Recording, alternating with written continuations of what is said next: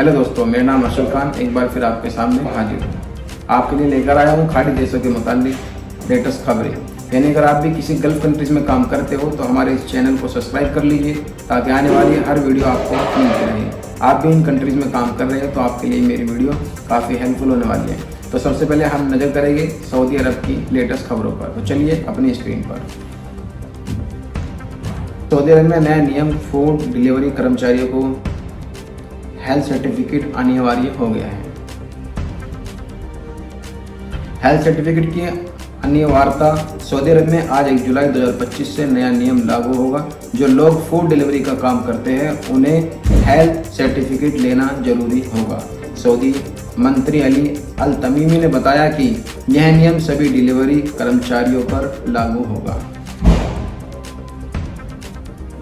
इसके साथ ही डिलीवरी में इस्तेमाल होने वाली गाड़ी भी अच्छी हालत में होनी चाहिए।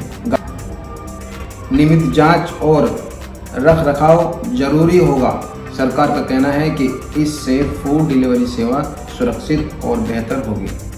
आज 1 जुलाई से अभी विदेशी और स्थानीय फूड डिलीवरी कर्मचारियों को हेल्थ सर्टिफिकेट बनवाना अनिवार्य होगा।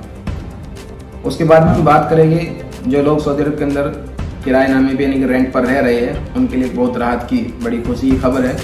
तो चलिए वो भी आपको दिखा देता हूँ अपनी स्क्रीन पर। सऊदी अरब के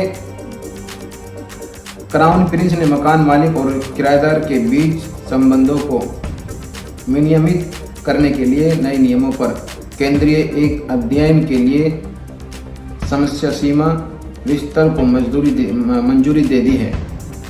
इस पहल का उद्देश्य है कि किराया लेन देन में सभी पक्षों के लिए निष्पक्षता सुनिश्चित किए जाए। लाभार्थियों को बाजार में संभावित उतार चढ़ाव में सुरक्षा प्रदान की जा सके। यह नियम विजन 2030 के तहत चल रहे व्यापक आर्थिक और सामाजिक सुधारों का हिस्सा है जिसका लक्ष्य आधुनिकीकरण करना है। सऊदी अरब में एक खुशी की बात और है आप लोगों के लिए जो सऊदी अरब के अंदर काम कर रहे हैं डोमेस्टिक वर्कर में, जो जैसे खदामा है या फिर कोई हाउस ड्राइवर है, जो डोमेस्टिक वर्कर है जो काम कर रहे हैं। अगर किसी कफिल के पास में 3 से ज़्यादा कम से कम 3 सदस्य उसके पास में काम कर रहे हैं तो उसको ऑनलाइन जो है उसके अकाउंट में पैसा डालना होगा।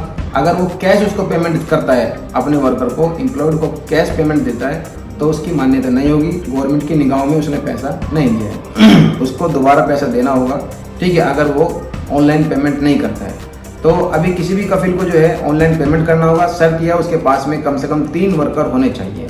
1 अक्टूबर से 2 वर्कर वाला भी इसी तरीके से पेमेंट डालेगा और 2026 से जिसके पास में 1 वर्कर होगा वो भी इसी तरीके से ऑनलाइन जो है उसके अकाउंट में पैसा ट्रांसफ़र करेगा। यूएई को लेकर भी बड़ी खबर आई। यूएई को लेकर भी आपके सामने बड़ी जो है सहूलत की खबरें आई है। जो लोग दुबई के अंदर बैन थे, कुछ कंट्रीज कुछ सिटी थी ऐसी जो दुबई के अंदर बैन थी, उनके लिए भी बड़ी राहत है। अब वो दुबई के लिए अपना वीज़ा जो है अप्लाई कर सकते हैं। दुबई की तरफ से जो है ये लागू हो चुका है, आप देख सकते हो अपनी स्क्रीन पर। कौन कौन लोग हैं जो अपना वीज़ा अप्लाई कर सकते हैं दुबई के अंदर। उसके पास में जरूरी दस्तावेज पुराना कैंसिलेशन पेपर, वर्क वीज़ा रद्द होना, पुरानी इमिराट्स आईडी, वीज़ा एंडिंग पेपर या पुराना कॉन्ट्रैक्ट लेटर, ये डॉक्यूमेंट्स के पास में अगर हो गए तो जो सिटी जो कंट्रीज वगैरह बैन है दुबई के अंदर या जो कैंडिडेट बैन है दुबई के अंदर वो दोबारा से अपना वीज़ा अप्लाई कर सकते हैं। कोई मुश्किल नहीं है इंशाल्लाह। उसके बाद में हम बात करेंगे ओमान को लेकर। ओमान में जो पॉलीथीन होती है जिसको पन्नी बोलते हैं, पॉलीथीन वगैरह जो है वो बैगेज जो है ब्लॉक कर दिए गए। एक बार फिर आपकी स्क्रीन पर टॉप से या किसी भी जगह से उसको ना ले पॉलीथीन। अगर पॉलीथीन आपके पास में मिल जाती है तो आपको काफ़ी भारी जुर्माना जो है देना पड़ सकता है, इसलिए पॉलीथीन को आप करीब ना जाएं, ठीक है। उसके बाद में हम बात करते हैं कुवैत को लेकर। चलिए एक बार आपकी स्क्रीन पर कुवैत में कुवैत की सबसे बड़ी खबर है। एक सऊदी नागरिक को कुवैत की आपराधिक अदालत ने 7 साल के आश्रम कारावास और 3.36 लाख कुवैती दिनार लगभग 40 लाख दिरहम के जुर्माने की सजा सुनाई है। युवक पर आरोप था कि उसने जाली दस्तावेजों के जरिए अवैध रूप से कुवैती नागरिकता प्राप्त की और कुवैत के रक्षा मंत्रालय में नौकरी हासिल की। आरोपी व्यक्ति, जिसकी पहचान उजागर नहीं की गई है, बताया जा रहा है कि गलत तरीके से खुद को एक कुवैती नागरिक का जैविक पुत्र बताया था। इस मामले में वह कथित कुवैती नागरिक भी दोषी पाया गया है और उसे भी सजा सुनाई गई है।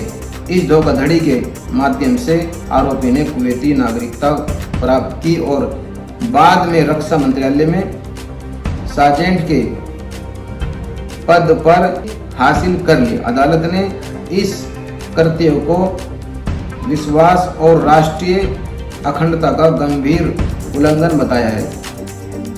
आरोपी को सलमी सीमा चौकी, सलमी बॉर्डर क्रॉसिंग पर उस समय गिरफ्तार किया गया जब वह देश से भागने की कोशिश कर रहा था। कुवैती अधिकारियों ने उसकी तलाशी के दौरान एक सऊदी पहचान पत्र और एक कुवैती नागरिक का पहचान पत्र बरामद किया है।